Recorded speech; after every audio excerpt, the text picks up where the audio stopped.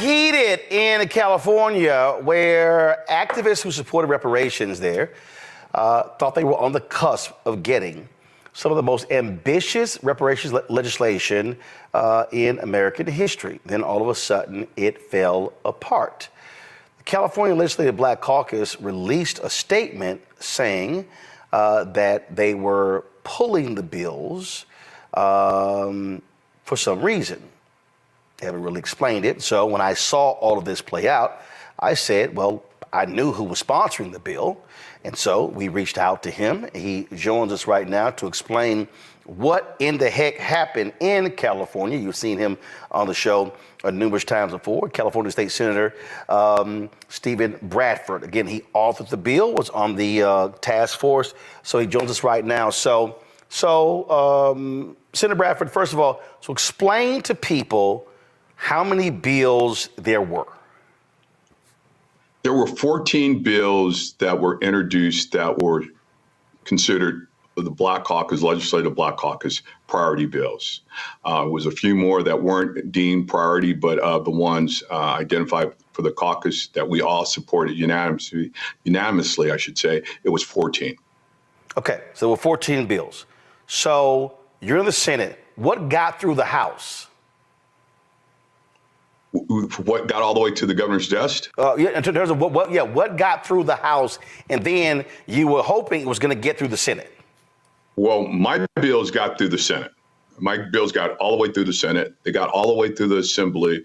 Through the last committee that they faced, policy committee, was appropriations. And to get out of appropriations without a single amendment, we figured we had no problems when it reached the floor. We had done a vote count, as again, I had 1403, which would stand up the American Freedmen Affairs Agency, 1050, which would have dealt with the racially motivated taking of property through eminent domain, similar to what I did 3 years ago with Bruce's Beach and returning that property.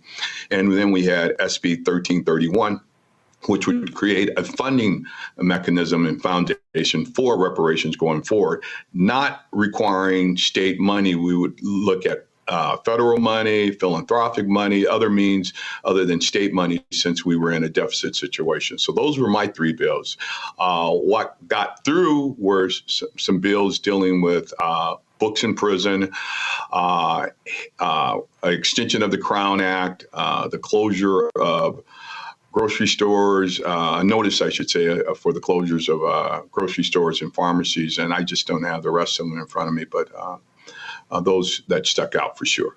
All right. So then all of a sudden, all hell broke loose. And this is a video here of one of the activists who was speaking outside of the assembly. Watch this. The bills up now. These are their bills. They have their names on the bills. They killing their own bills because they scared of the government. Now, listen, they gonna see this and they gonna get mad at us. They killing their own bills, then they gonna get mad at us. They killing their own bills because they scared of the government. Okay? We don't care. We need to bring the goddamn bills up now. The governor needs to understand that the world is watching California, and this is going to have a direct impact on your friend, Kamala Harris, who's running for president. This is going to have a direct impact. So pull up the bills now, vote on them, and sign them. We have We've been waiting for over 400 years. All right. So. And again, so this was another bill here. They were talking to, this was another video. They were talking to Lori Wilson outside the chamber as well. All right, what happened? You make it clear, you had the votes. What happened? I got notice when I was in Chicago 2 weeks ago at the Democratic National Convention by Chair Lori Wilson of the Black Caucus. I'm the vice chair. She pulled me to the side while I was in Chicago and she says, hey, we've heard word that the administration might have problems with 1403. That was the only bill that we heard. 1403, again, that was the foundation for standing up the agency. And I said, oh, that's news to me. No one from the administration has contacted me. And I says, what might be some of those concerns? And she wasn't specific. And so I did what I naturally would have done. I picked up the phone. I called my chief of staff. I called my ledge director. and asked them were they aware of any of those issues, and they said no. And upon my return on Friday, we had a Zoom meeting with the director of finance for the state of California, and he explained what those concerns were. Joe Steppenshaw, who's a stand-up guy, and he just said, hey, Mr. Bradford, under these tough budgetary deficit year, we have some problems with standing up the agency, and we just have some concerns. No time did they say they were going to veto the bill. They just said we had some concerns and they were going to offer up some amendments. He had nothing concrete at that time. So I says, hey, let me see what you come up with and we'll consider it. And fast forward to the next week, Monday, this past Monday, we were on the floor because we were in the last week of session. So we were going late every night. By the time I got a notice from my chief of staff and ledge director around 5 o'clock, they said, we have the amendments, and they're saying, I'm recommending you not take the amendments. And that was our position. We felt the amendments kind of like watered down the bill. It created a study. So we said no to those amendments. And I think that's pretty much what got us here today, because again, but no time did the governor or anyone in his administration say we're going to veto the bill. So the fear of a veto, I believe, caused members to say, let's hold the bills. Welcome back to Breakdown Friday. Joseph Ward, Patrick Irvin, Professor Carl Tone Jones, and we are here breaking down the reparations bills, the 14 reparations bills, or the specific reparation bill, but the 14 bills that were blocked in California surrounding reparations. Before I want to get to that, I want to appreciate everybody who's still sticking with the channel. You know, my channel was hacked yesterday. Whoever did that, I'm coming for you. Don't worry about it, because I got my tech guy on here, so we coming for you. But the channel gonna be named Debate News for the next 13 days till I can change it back, unless I can get that process sped up. But it's still changed. Nothing has changed. Still rocking with me. Stick with this. Nothing is changing. I just got to get my stuff back in order. So for that, I'm on one today. So I'm ready to get into this, to talk about these reparations. We got these people blocking these bills. If you've been keeping up with our channel, we talked about the California reparations bills being proposed months ago. We did a breakdown on that. And now we're here to the point to where the reparations bills were set to be passed, but then the Black Caucus pulled the bills at the last minute. And from the gentleman who was just talking, he was saying that Stephen Bradford, the California state senator, he was saying that the Black Caucus wanted to add amendments to the bills at the last minute. The reparations committee said no, and that was the end of the bills as of now. So black folk blocking black folk for white folk and come to the reparations bill. But it's a lot of nuance that goes with this subject as well. So we're going to get into all of that. Pat, man, what you think about this mess that's going on with these reparations bills being blocked in Cali, man? Like, why are we here, in your opinion? Why are we to where the Black Caucus is blocking these reparations bills, in your opinion?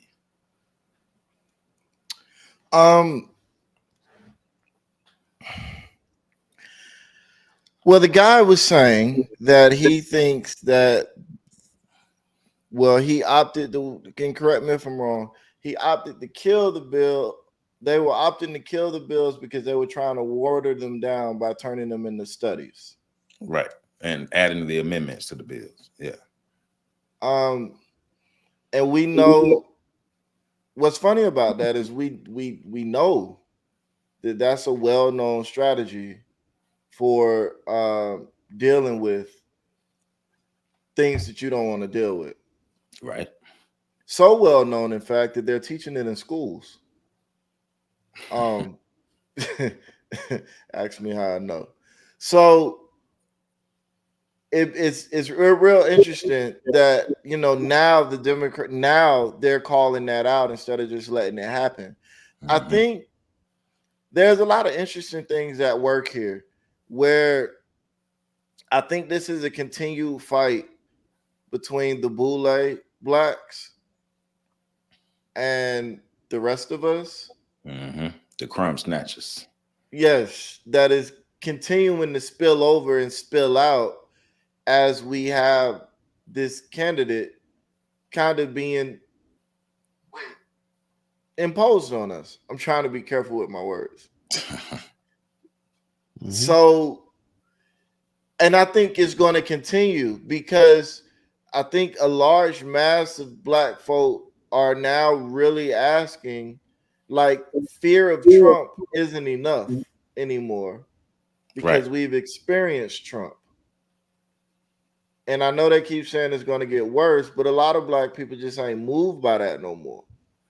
So now it becomes a matter of, okay, what are you doing? What have you done? What are you going to do? And then you're seeing people trying to leverage the desire that they have of creating Black support for Kamala into political action. That's why you had the young lady saying what she's saying, like, this is going to impact your friend. And realistically speaking, no, it's not. But if I can press that button and get some movement, I'm going to press that button. Yeah. So I think it becomes interesting. Digging into the bills becomes also interesting to see what they were. But I understand this is more of an overarching conversation. And also, and this ain't got nothing to do with nothing, so you can go ahead and timestamp this. But you know, my account was hacked 2 days ago. My Gmail account. Yeah. Is that what happened to you? They got in through the Gmail some way and was able to get into the channel and change things around. So I ended up kicking them back out of my account and then erasing the data off their phone. I factory reset their device. Ooh. Oh man, we need to talk offline. We need to talk. Yeah.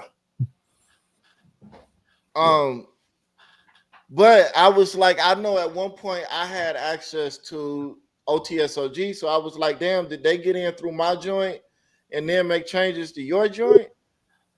Like that's kind of where my mind is at. That's also why I'm talking slow, because I'm like connecting dots on that issue too. That's an interesting point. We're gonna have to talk more about that, but yeah.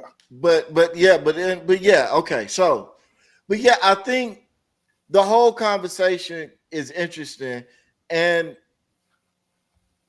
Roland Martin, it'd have been interesting because, you know, I don't watch all the clips. I go in cold. So I am interested in how Roland Martin, as a member of the Boule, kind of tried to spin this, because, you know, he was going to try to spend it in support of Kamala. And the gentleman talking, I don't know his particular views, how he tried to spend it. So I would be interested to see how they try to spin the things that the young lady was saying and that the young man, that the gentleman was saying. But I see this as just more of a clear point that there is a dividing line between what the Black people that are actually on the ground and doing things are experiencing and what the Boule is telling us we should be seeing and saying. Mm-hmm.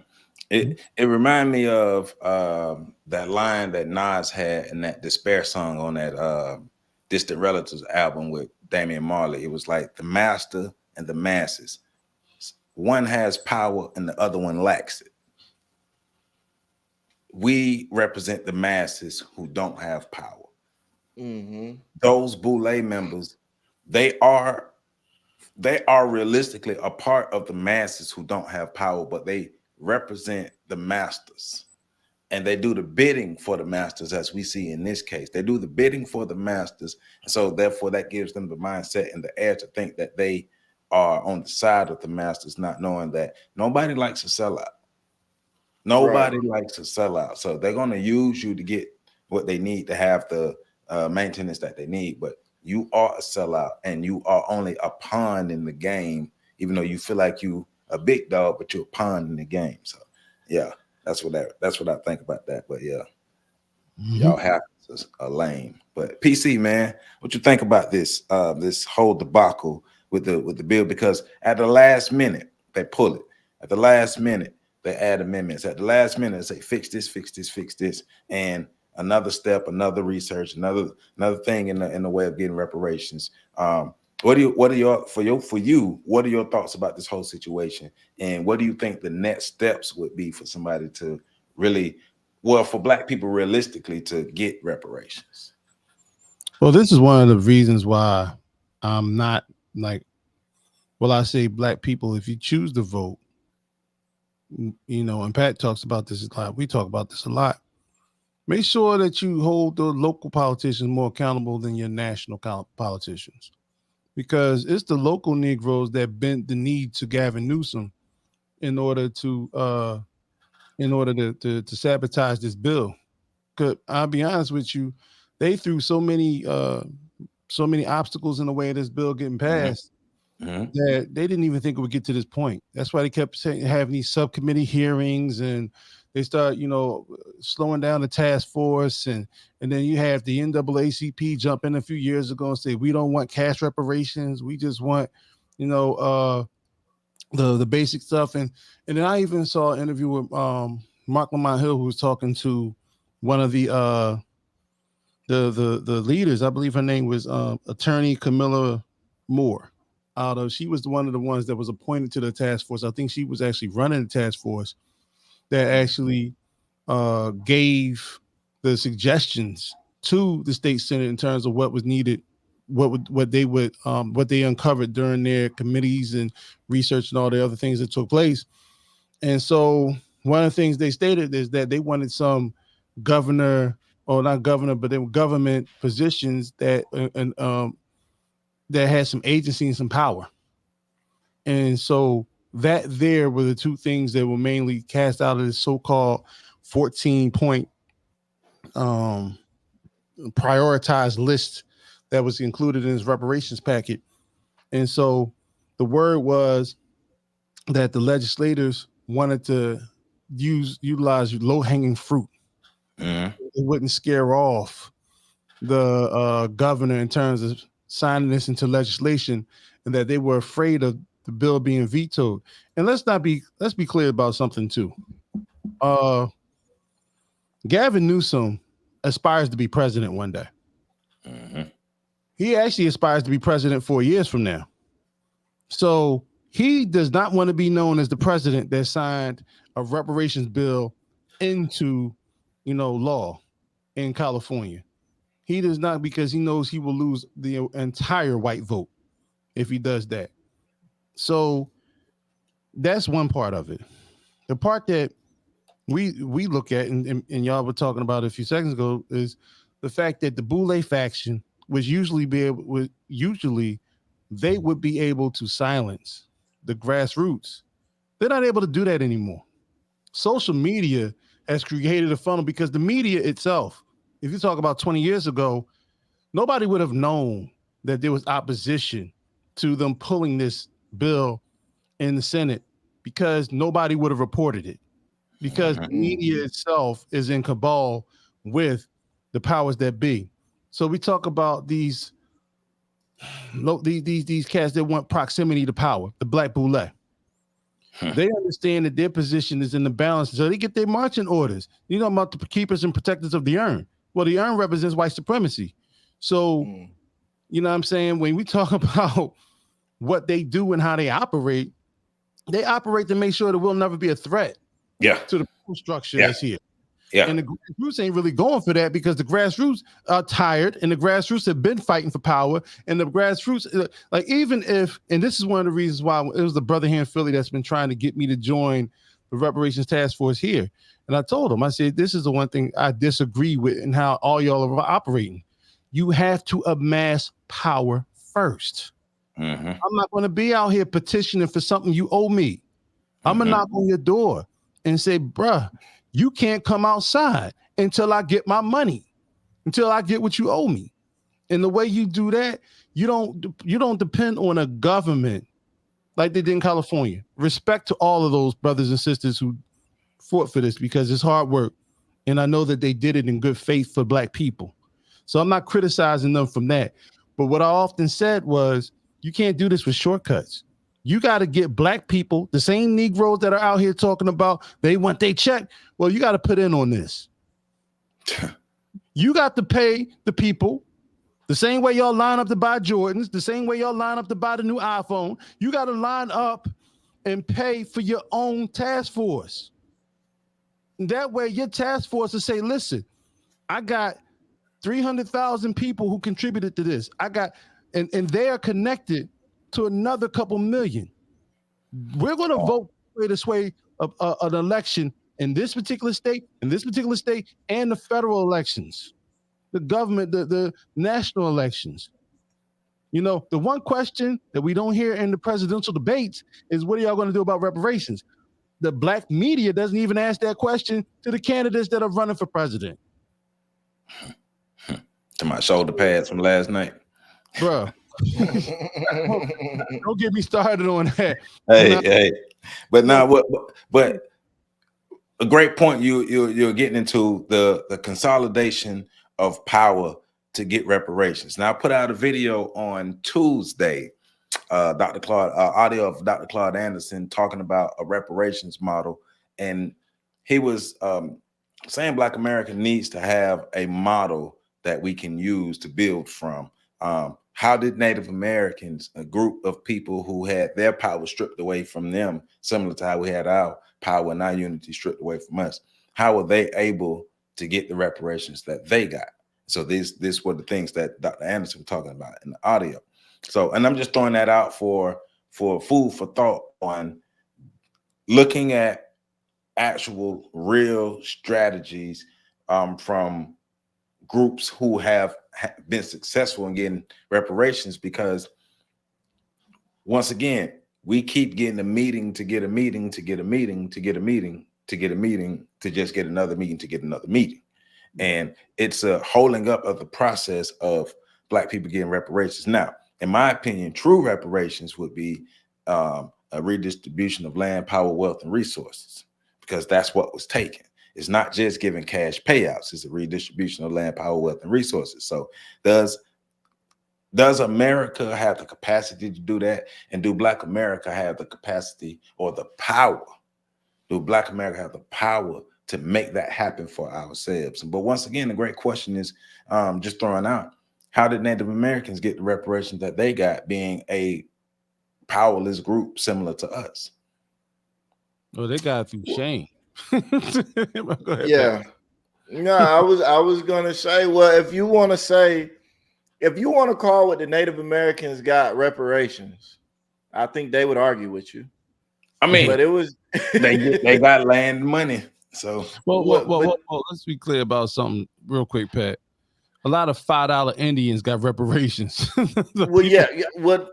So we're not referring to the $5 variety. We're not referring to the nickel tribe.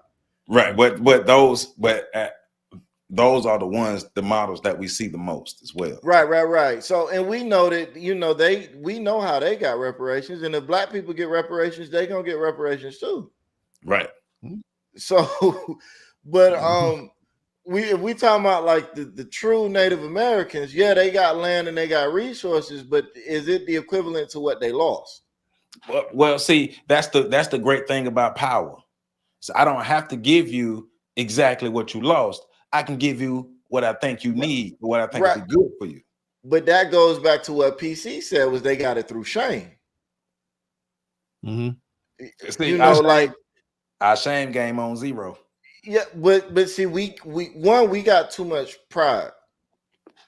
And two, if I'm being honest, I don't want what the Native Americans got. Right, we don't want that. Right. But I'm just going out what he was talking about. No, I get what you're saying. Thinking about some successful model and that we can build from. The only successful models, what I would consider truly successful models, where somebody got back the equivalent or more of what was taken from them. Right. They had the backing and the power. We would say this. They had the backing of somebody that could make the American power structure quake. Mm-hmm. Right. Mm-hmm. So, and this goes back into, when we had these conversations about freedom fighters and people that successfully fought back and resisted and made significant changes in their nation. They always had another nation backing them. There's always power behind change, no matter where you look, no matter where you go, no matter who you are, what group you look at, there was always something backing them. The So, you know, if we talking about the things that Germany did, then you look at the things that Israel did, then you look at the things that the Japanese Americans went through, you look at the things that the Chinese Americans are going through now. Like, you'd be out of your mind if you think that Chinese Americans ain't gonna get some sort of, they've already got some, but if you think that they're not gonna get some more kickback from the Kung Flu situation, that whole thing that happened. And I'm not saying it to make a joke out of it, I'm saying it so that you recognize, because that's what it was labeled. Yep. They're going to get some sort of recompense from that because China is their backing body. And China is large enough and powerful enough to make the American establishment quake. So you saying that a group of people to better their chances, a group of oppressed people to better their chance of getting reparations, for one, they need to see themselves and operate as a aligned group, as a national group. And they need alliances, because I don't see, and I know I'm in the first part, I'm kind of putting words in your mouth, but I'm saying that because why would a nation align with a fractured group of people? Well, but here's where I say, this is why I say black folk have the best chance we got is something akin to what the Native Americans got. Mm-hmm. It's not going to be full reparations. It's going to be, here, niggas. Now go away. Because all those other groups that were successful, and this isn't you need to, in order for no, this is not to start the process. This is a requirement of getting a fully built out reparations package. You need the backing of a major player. And the only groups that have gotten that backing were groups that were originally a part of a currently identified major player. In order for black folk in America to get reparations the way we need, the entire continent of Africa and all 57 nations will have to come together as one block and say, we're not allowing that to go unchecked. What are the chances? So that's where, but right. So that's where it's like, no, if we want reparations, we got to redefine the term, and we got to stop looking at white folk. And what we need to start doing is saying, okay, look, we got to do our reparations a bit different. Mm-hmm. Current generation of black folk are going to have to set up systems where we get our reparations from building off the backs of that means the work I'm doing now is going to pay out benefits to my great grandchildren. Their reparations come in the form of me having to unfortunately work twice as hard so that they don't have to. So what I'm saying is we just got to build up our own bases and do our own things for ourselves and stop looking for other people to give us anything, because that's just not going to happen, in my opinion. Yeah. Mm-hmm. I mean, why do I need or have to give you what you're asking for, even though we know we took all of this from you? We know we took it all from you, but why do I have to give it back to, or even give you a piece of it? And if I don't want to give it back to you, what are you going to do about it? And we have no answer for what are you going to do about it, except, well, we will sue you, or we will go to these international courts or these domestic courts, so we will go through these processes, but you're still having to appeal to the governmental structure of the oppressive powers that you're trying to get your resources from. It don't make sense. No, it doesn't. But you know, the irony behind this is we keep saying you can't keep begging somebody to give you what they would, you know what I'm saying, what you need. You got to have the will to be able to take it. And then they'll say, ho, ho, ho, I see you about to come in my house and take it. Let's negotiate with what I owe you. You know what I mean? When you talk about 2021 and the whole, what was it, 2020 and 2021, we talked about the Asian hate creel, the anti-Asian hate bill. They didn't need a panel for that. They didn't need to do a bunch of studies for that. They didn't even need any logistics for that. They just looked at a bunch of videos and a bunch of narratives that was out there, and they basically blamed black people for all of it, even though black people wasn't showing up in, you know, salons and massage parlors blowing people's heads off. That wasn't black people. And black people were actually recipients of a lot of Asian hate violence during that time in those same nail salons and parlors with black women getting nail polish and all sorts of things, buckets of it just splashed in their face and beaten with sticks by Asian men. We ain't gonna talk about all that. They bypassed all of that, created this legislation, and the next thing you know, Asian businesses are getting billions of dollars in America. And so to disperse amongst their people, when you talk about power, that's what power does. That's the power. The power's the hill. I mean, we can go back to 100 years ago when you had lynchings of Italian Americans, by other groups in the South. And I believe it was in Louisiana, they had like 7 or 8 lynchings, and Italy made America apologize for that. Or they were ready to take America to war. That was 100 years ago. The problem, and Pat hit it on the head. Too many independent niggas don't know how to get together to do anything under one umbrella. Right. Because we can have we can have the entire global population that is responsible for the transatlantic slave trade. Oh, let's go back even further. The trans-Saharan slave trade, which is still going on right now. But you can't get these Negroes to get together for nothing. You get together for nothing in regards to holding people accountable for the atrocities they've done to your people. The most documented atrocities in the world. You still need research for it. You still need to have committees for it. This is the most documented atrocities. They even have all the legends from the slaves that came over on the ships. You know what I'm saying? They know exactly from which tribes they were snatched from. They have everything. And as Black people, I'm so sick and tired of us doing the thing where we're screaming and yelling. Yeah, it's going to cost Kamala votes. They don't give a. First of all, y'all better do some research. Gavin don't give a damn about. He actually doesn't like the fact that Kamala Harris was promoted to that position without a national convention.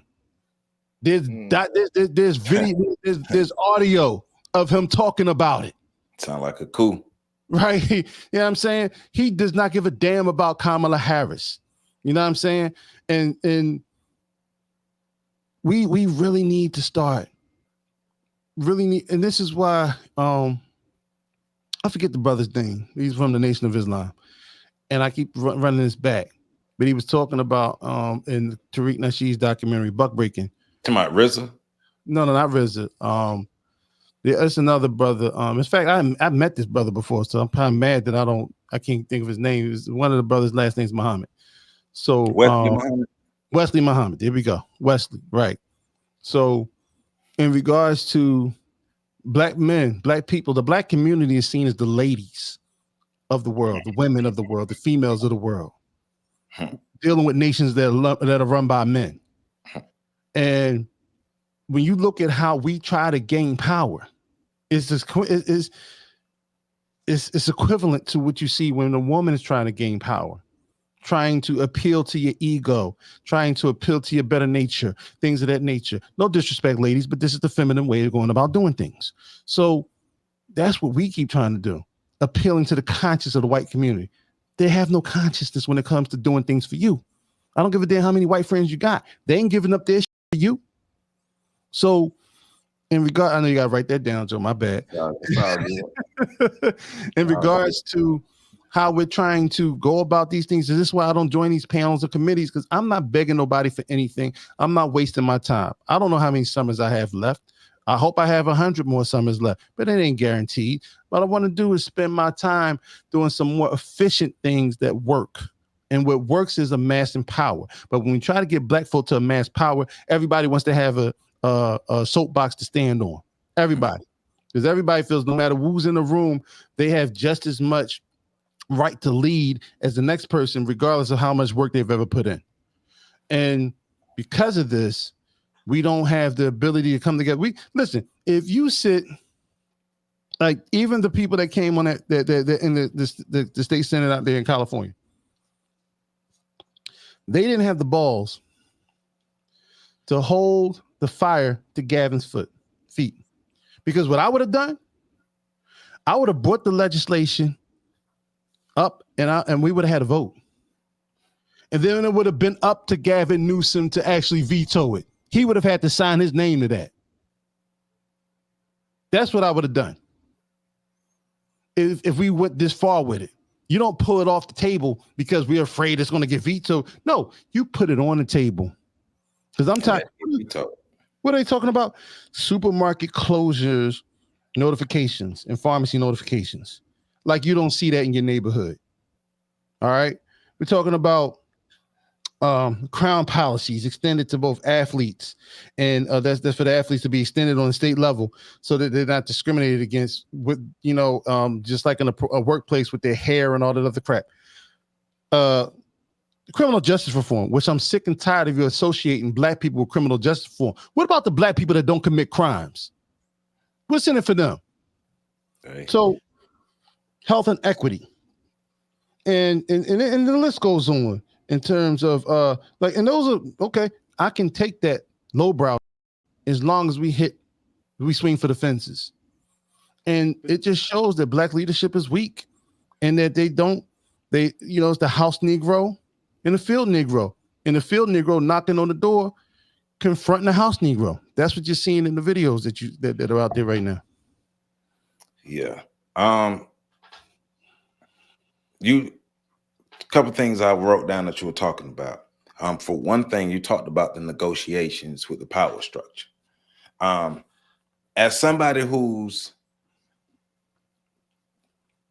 covered or learned about stories of black sung and unsung heroes for the past 10 years, one common thread and one common thing that I keep seeing is when black people who are less powerful than a European nation or whoever the opposition, when it comes to negotiations, that's when you know it's really over, because now we're negotiating, but you're negotiating with the people who have a history of not holding up their end of the bargain. Look at all the so-called peace treaties that the Europeans or the Americans have had with especially indigenous groups or black groups or oppressed groups, and they don't hold up to the treaties or to the agreements or to the negotiations because they don't have to, and there's nobody to make them do that. And so if we are going to continue to go down the rabbit hole of negotiating with people, that's another indication that we haven't learned anything from our history. We're not studying our history. We haven't learned anything from our history. And it goes into another thing you were saying about too many people work in silos in the black community. We have too many leaders.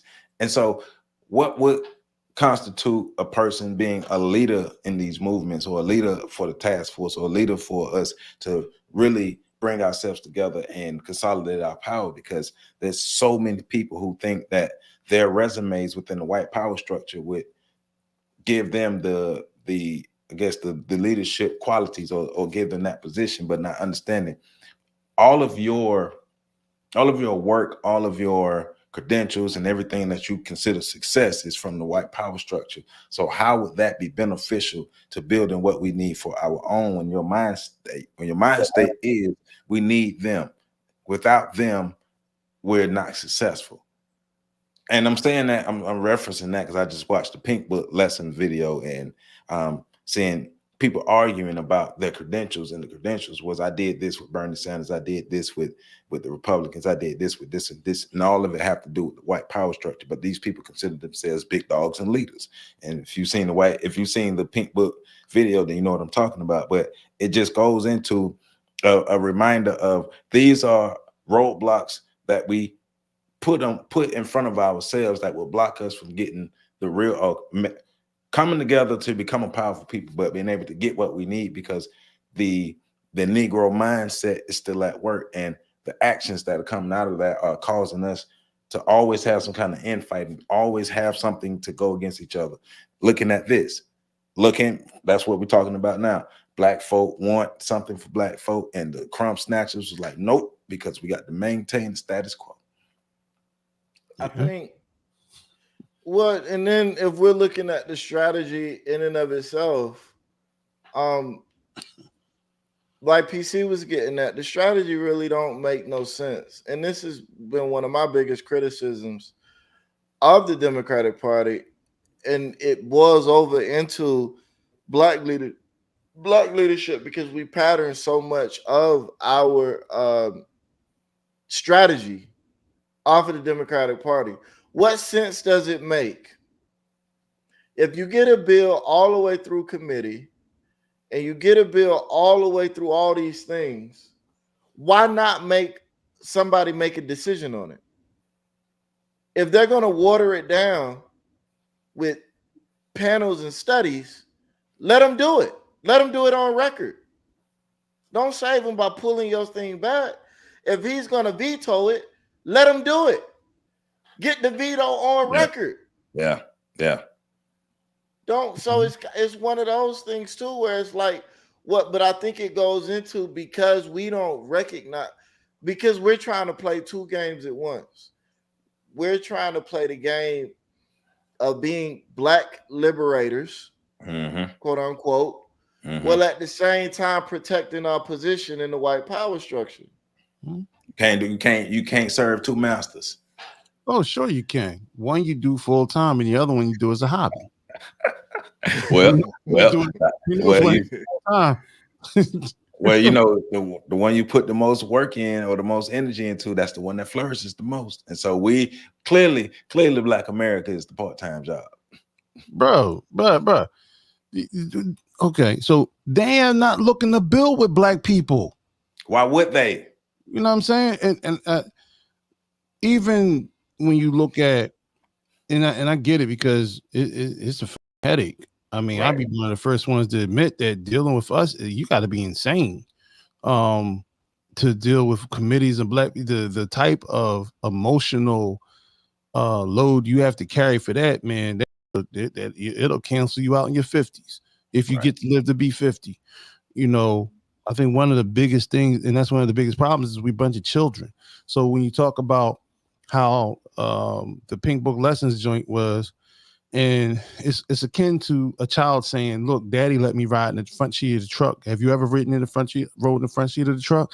Nah. See, I got to do all that stuff. I'm a privileged child. Now we have infighting with the children. You know what I'm saying? And because that's how we move and that's how we think. And people don't see, you know, people like to gloss over that part about us and our arrested development. We used to have these conversations in terms of like the age of a people, the age of our people, and Black people in terms of developmentally, globally. We talk about this all the time. Black people are still adolescents in a world full of adults who make all the decisions.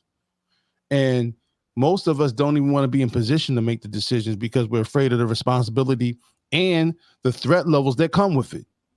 Now, if you want to be out there and you want to be leaders and you want to be all this, that, and the other, then you have to be accountable for all of it, not just the glory days, but the days down dark in the valleys. You know what I'm saying? You can't just be there in the peak, celebrating when the sun is out, and then not being there to weather the storm. When the storm comes, because the storm is coming. We are the greatest threat to white supremacy. That's why we're so suppressed. And to the point where we have so many of us, and I'm ashamed to say it, so many Black men that have been emasculated, they don't know how to do anything but scream and yell and holler. They don't know how to sit back, seize the moment, and take control of the situation. And therefore, we're out there whining and complaining about things that hadn't gone our way instead of putting the pressure on cats to make it happen. But, you know, we know how to do that in the streets, but we just don't, when we're dealing with each other, we just can't seem to ante up to and let and deal with these white folk. For Black people seeking any type of liberation, freedom, or any separation from the American government, your leadership has to be competent enough to understand how self-sufficiency should be the order. Once again, if I'm your oppressor, I don't have to give you anything for you to liberate yourselves. What part of that do you not understand? And if you want me to give you anything, you have to make me. But that's what I was about to say as well. We need to, when it comes to liberation, we need to define what or redefine what leadership is to us, and not look at people who just have certain credentials from the white power structure, and look at people who are actually competent and capable enough to lead an oppressed group to where they need to be. But do we want that though? Do we really want that? I mean, that's work. It's work, you know. I mean, but do we really want it though? And that's the question we have to keep asking. Because I think what a lot of this is a facade. I don't think these cats want. I don't think none of them really want to be in that place. I don't think none of them aspire to be in that position. it's Like, work. forget the work. I just don't think they want to have the responsibility that comes with it.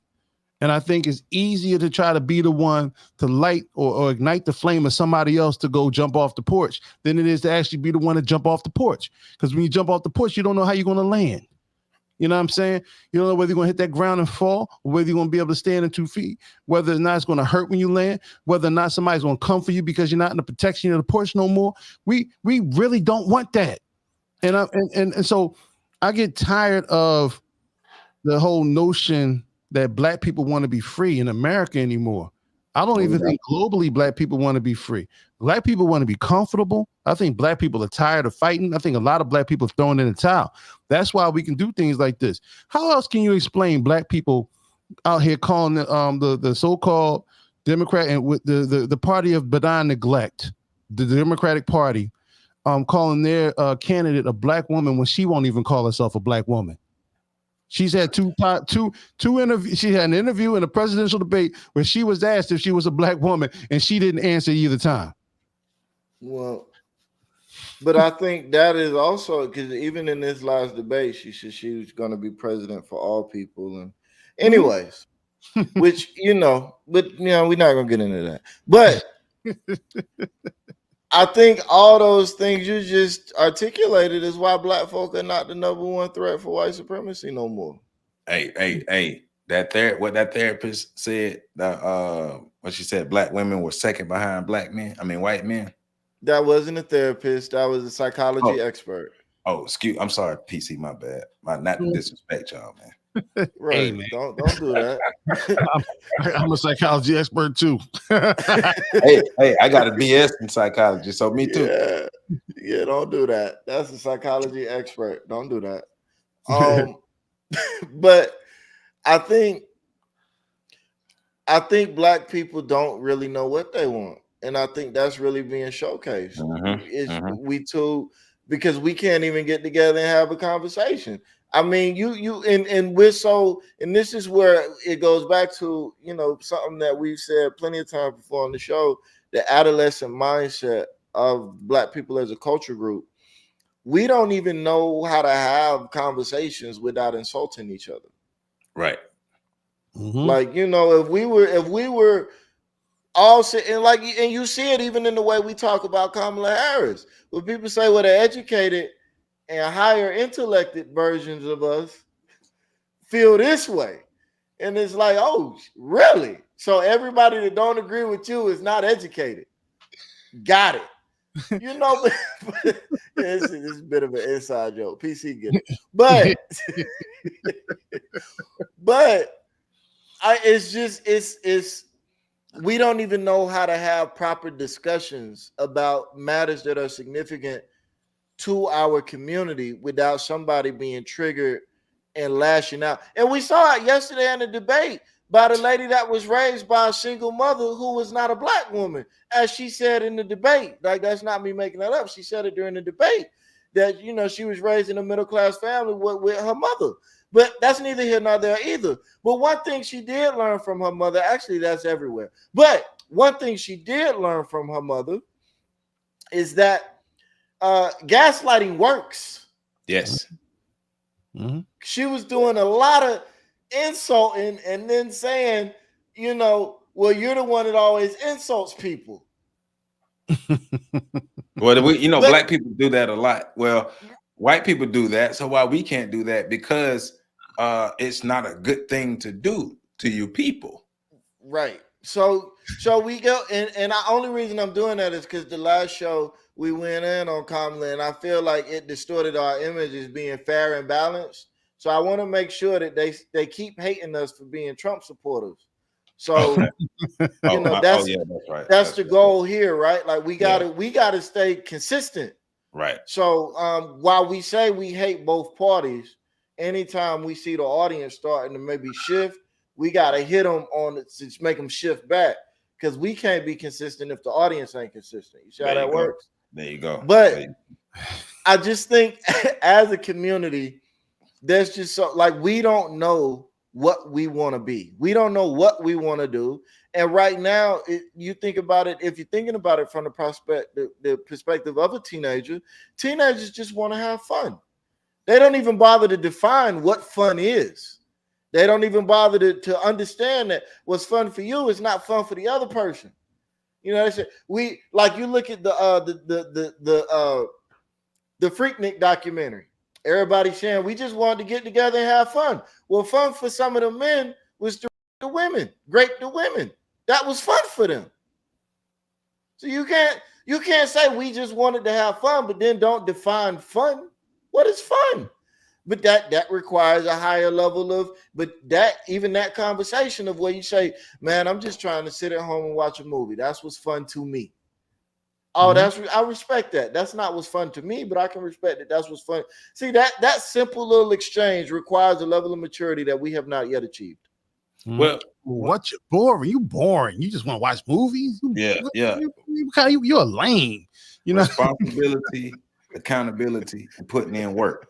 So you all make me think, because especially when we're talking about taking responsibility, taking accountability, and being able to put the work in to make changes for yourself and not depending upon your oppressor. So I'm thinking about locally.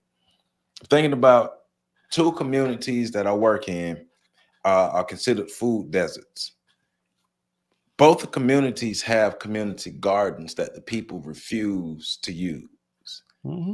They continue to say we don't have food available for us in our area.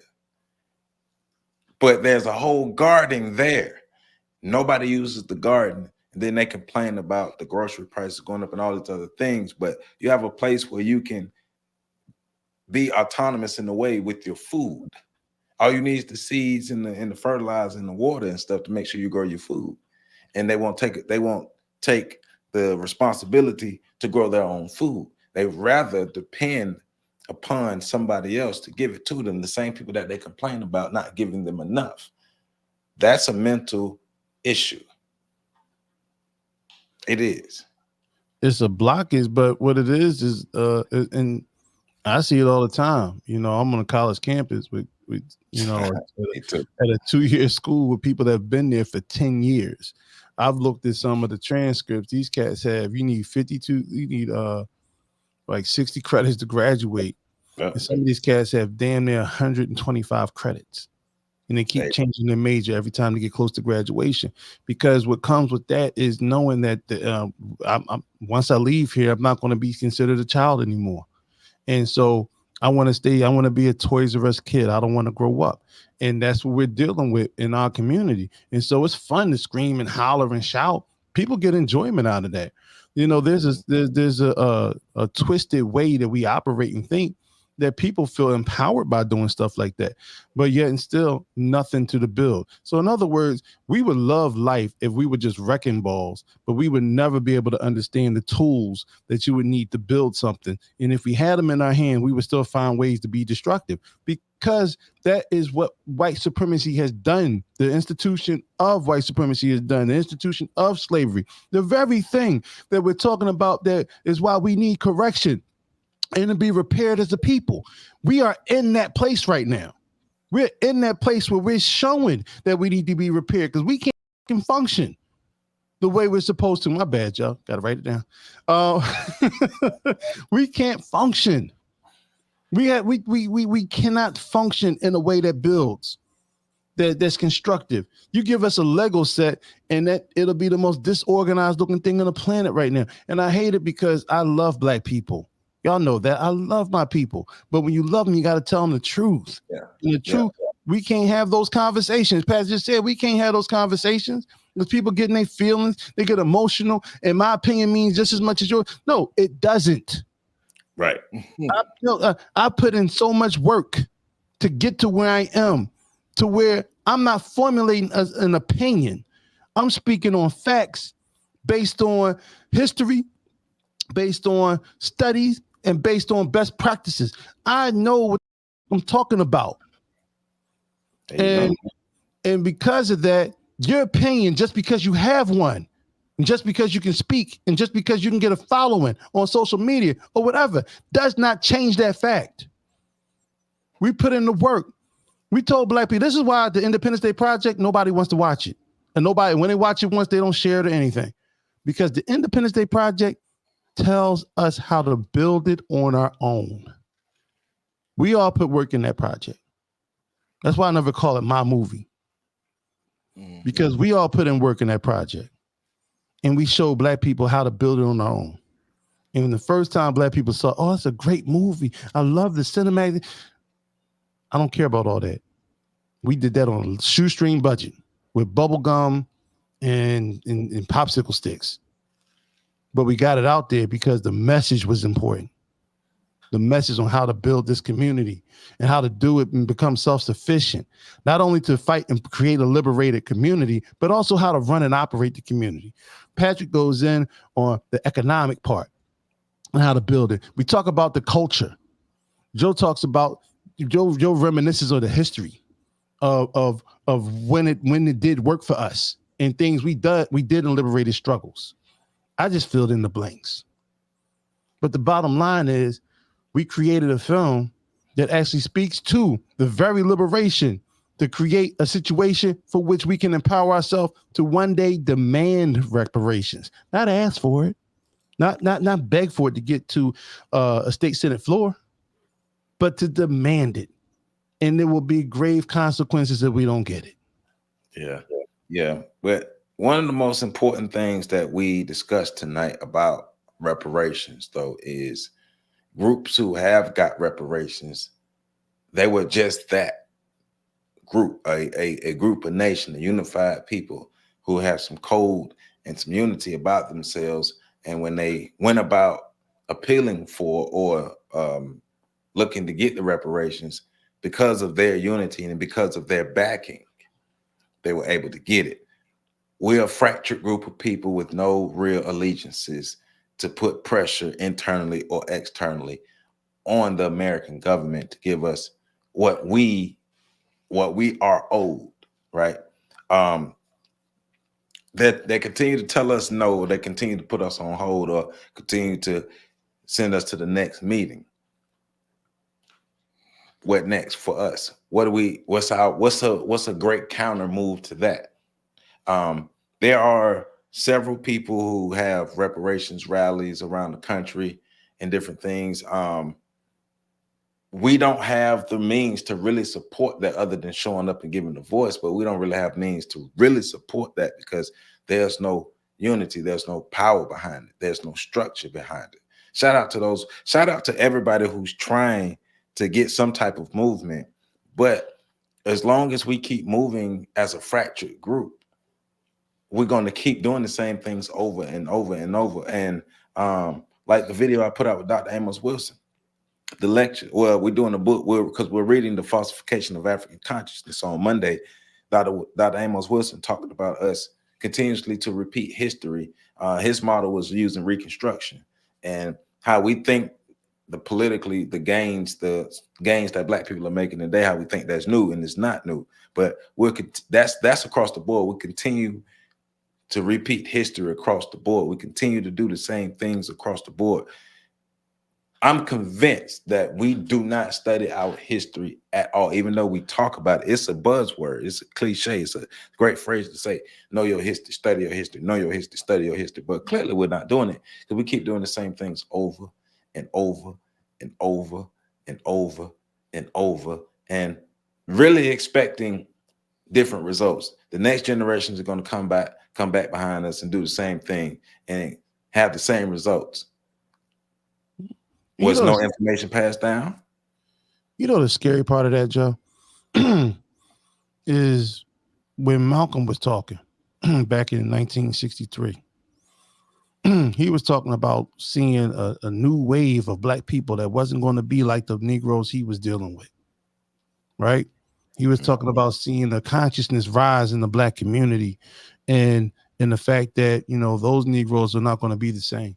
And what happened was you had a small group of Black people, Stokely Carmichael, the brothers that made up the Black Panther Party, a few others, and they even went radical out of Malcolm a little bit, with being socialist more so than liberators.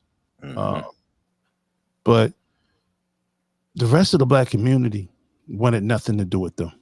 So what happened was they drowned because, you had government hit squads going out there and either incarcerating them as prisoners of war and torturing them when they were in jail, or flat out, bloodshed in the streets.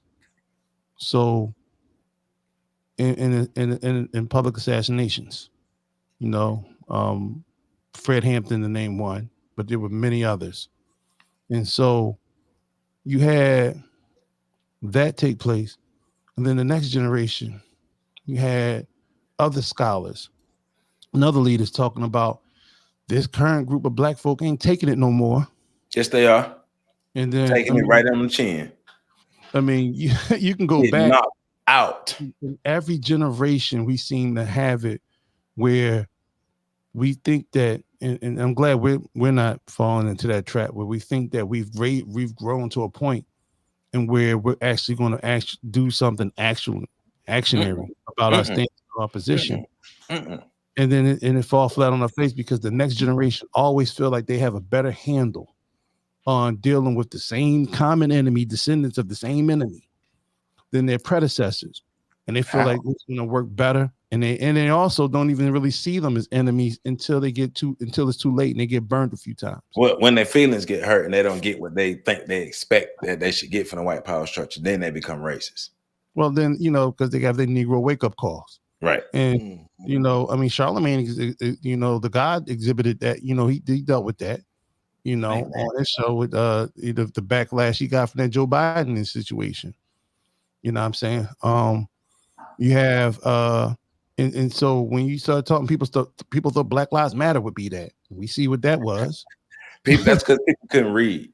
Right. Everything you need to know about them was on their website, on the front page. Just read it before they changed everything. When they first came out, they told you that their mission is to destroy the nuclear family. That goes against everything that's a part of Black liberation. The family is one of the foundations of Black liberation. They want to destroy that. They're letting you know right there that they are enemies and they are pawns for the white power structure. Right. And look at the outcomes. Yeah. They got multi-million-dollar houses and they're living comfortably right now. All with their non-Black spouses, whether they're same-sex or otherwise. But Black Lives Matter, though, right? Yeah. Well, I guess their Black Lives Matter. So the bottom line is, we're seeing less and less resistance and less fight. And this is why I say that the moralization of black people has become full. Black women don't even want to identify as a part of the Black collective anymore. They want their own separate class in regards to policy, politics, and set-asides politically and so forth.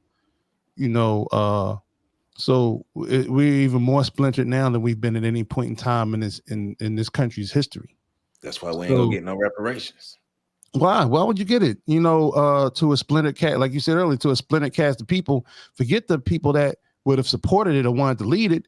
Look at the ones who are consistently involved in the separation that's taking place, in the division and the paid sponsorship of the division.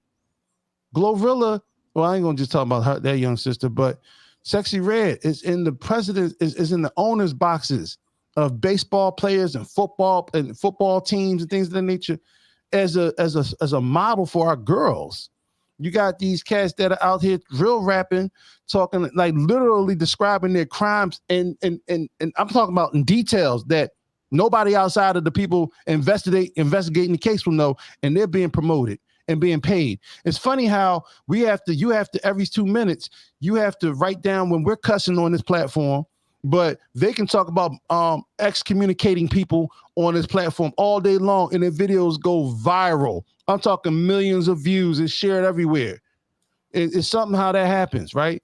But it's the same system. But we're all whores to it, so we want a part of that system. And we understand that for some of us, it's like Harriet. When people used to ask me, you're so critical of social media, why are you on it? I said, for the same reason Harriet kept going back to the plantations, because that's where the slaves are. And so, but just like when Harriet went back to them plantations, most of them didn't want to leave with her. Man, yes, there are a number of Black social media platforms that Black people can gravitate to. But like I saw I couldn't watch a lot of it. I saw a documentary on Hulu about Black Twitter and how revolutionary Black Twitter was. But they was complaining about all the stuff about that goes along with Black Twitter. But it was such a revolutionary space. Black people, why are our revolutionary spaces always within white spaces? Well, see, that's kind of what I was getting at, Joe. But what I really was getting at, and not just specific to social media, is the fact that overall, Black people want to be loved and adored in places where hated, instead of going somewhere else and building our own stuff, instead of going somewhere else and taking responsibility for our own land, things of that nature, petitioning for those things. The Republic of New Africa at one point in time petitioned for 5 states to be as a reparations package for Black people in America. And you know, most Black people looked at that and said it'll never happen, and they never contributed to it. Now, I'm not saying I agree with everything from the leadership of the Republic of New Africa, but I do agree with the fact that the land is where the wealth is. Well, yeah. The land is where the wealth is, and if you want it, you have to go get it. Yeah. You know what I'm saying? Yeah. But yeah, and you know, I don't recall all the details about that, but if we're not consolidated on the idea of getting these 5 states, and we don't have the means to get them 5 states, and we ain't getting it. But it goes back to the whole premise of this whole podcast and what we're talking about today, as to one of the main reasons why this bill was blocked. There's no unity. Black people don't, at the end of the day, the majority of Black people don't care about unity. They only care about their crumbs, feeding their household, taking care of their stomachs, their mouths, and their pockets, and their future, and their success on the individual level. That's why this bill was blocked, because if this bill went through, some Black folk was going to have to answer to some white folk. Well, when you think about Black community, it's like a colony of rats. You know what I'm saying? That's why rats are so comfortable. Snitches are so comfortable, and they blend right into our community, is because the whole community is full of rats. We operate like rats. We sit there, you know, we eat, sleep, and smut, you know what I'm saying? And that's what's important to us. And when we don't care about building anything that's not of any substance. And because we move like that, I mean, you know about the mouse utopia. The mice in the utopia were given everything by the government.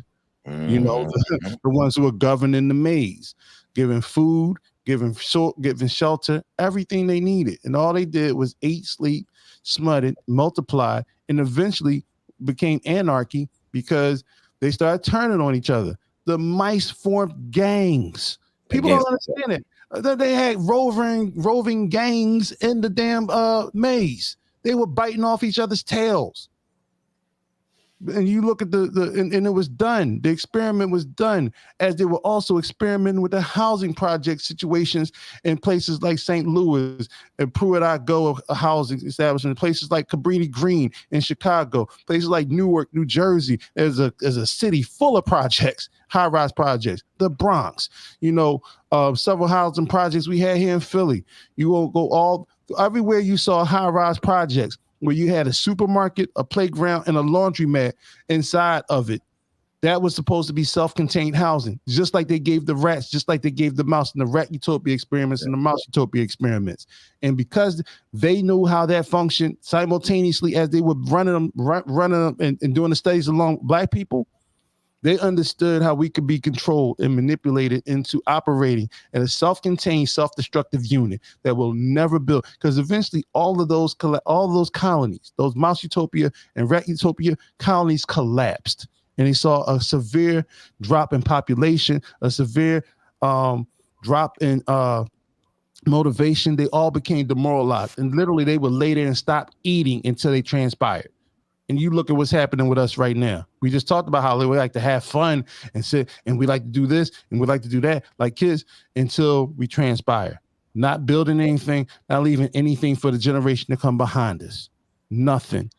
And until we are repaired from that, I don't know how we're going to get reparations. We're not. We're going to continue the cycle. And that's just what it is. Get it together. Well, like I always say, we're either going to become a collective and do everything we can to win together, or we're going to stay fractured and lose anyway. Might as well put in the work. Think about how much work you put in to continue to be oppressed. Why not put that work into being free? Oh, because the consequences that may come with it. Gotcha. Hey, well, y'all be safe then. Be safe and oppressed. So, but once again, one time for everybody who's actually working to bring us together. I don't have no problem with people going for the reparations bills, doing the rallies and everything, but I do think people need to consolidate our powers and consolidate our ideas. But we do know one of the root causes of that is black folk don't know how to work together on the mass scale. So, or even on the smaller scales sometimes. So that's that Negro mindset kicking in. But got to be able to get over that, because if we want the things that we feel are owed to us, once again, like Pat said, PC said, I've said, we're gonna have to take it. And one of the best ways that we can take it is to become powerful. And if we choose not to become powerful, we're gonna continue to repeat the cycles and be mad at the black folk who work for the white folk who continue to work for the white folk. So yeah. Patrick Irvin, Professor Carlton Jones. Remember, right after this, go over to fetlifestation.com and jump on in, because PC, you know he going in. thepax.org. That's how you get more information on what we're doing as a collective. You know, ontheshoulders1.com. That's the website. Once again, I was hacked, but I ain't going nowhere. And whoever hacked me, your mother and father failed you, and you're lame, and all the other stuff that I want to say. I'm saying, yeah, but anyway, go to hell. But yeah, see y'all on the other side.